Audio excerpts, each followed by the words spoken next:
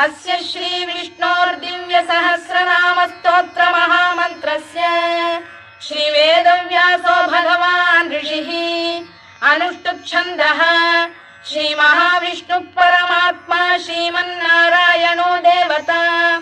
अमृतांशोद्भवो भानुरिति बीजम् देवकी नन्दन श्रेष्ठेति शक्तिः उद्भवः क्षोभणो देव इति परमो मन्त्रः शङ्खबृन्नन्दकी चक्रीति कीलकम् शार्ङ्गधन्वा गदाधर इत्यस्त्रम्